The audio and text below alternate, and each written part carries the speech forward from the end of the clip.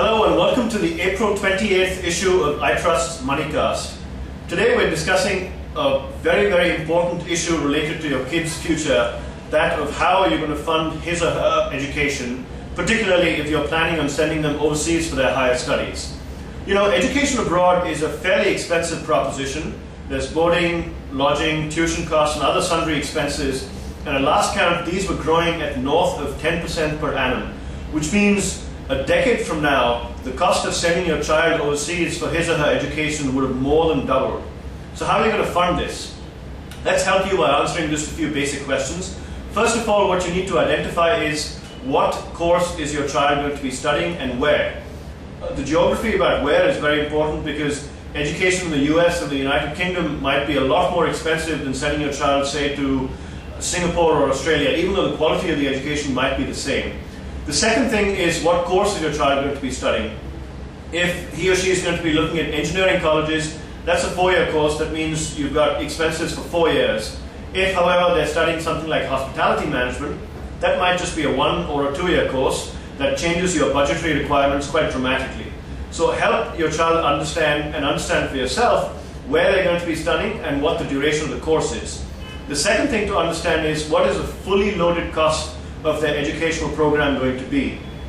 That means not just looking at tuition, boarding and lodging, as I said earlier, but also the cost of your visa, the cost of your travel, the cost of health insurance, if they're going to be living on campus or off campus, what the relative costs of each one of these expenditures is going to be.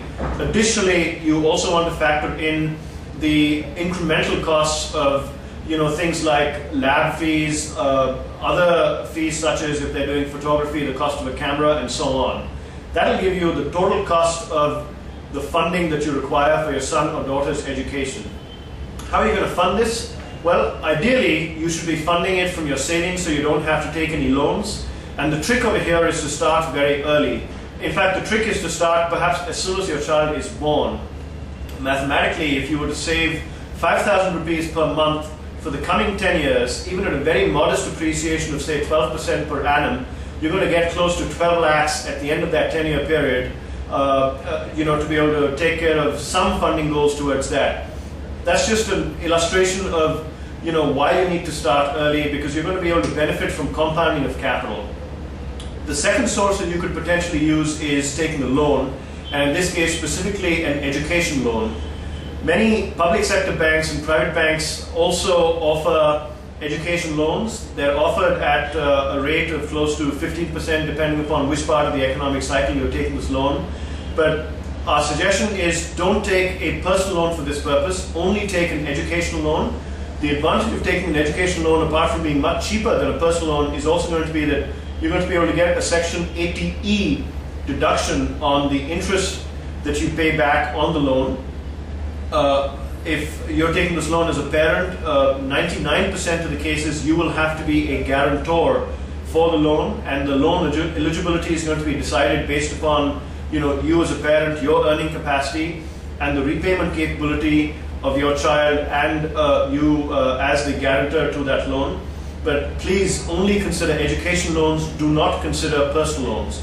A third source could be financial aid offered by the university or college. This could be in the form of a stipend or a bursary or a scholarship.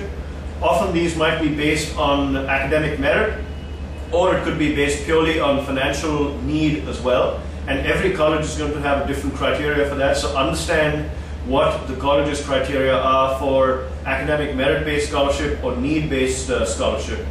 A fourth source could be your son or daughter doing some kind of sundry summer job or a simple job in their free time to supplement their income.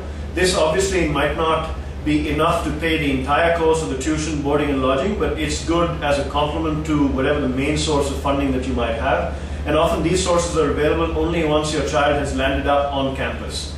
A fifth source could be if your son or daughter is already working, their employer might be able to sponsor them for higher education, for certain types of higher education and courses.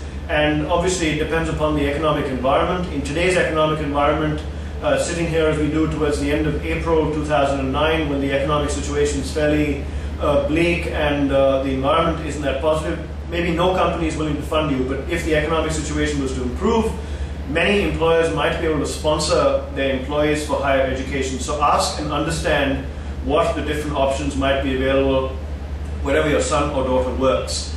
But the overall advice that we'd like to give to you is to start early. Start thinking about the cost of your son or daughter's education overseas very early into their childhood, so that you can benefit from compounding of capital, and hopefully you'll be able to give your son or daughter a very, very high quality education as a parent and fulfill your responsibility adequately and sufficiently as a parent. So good luck.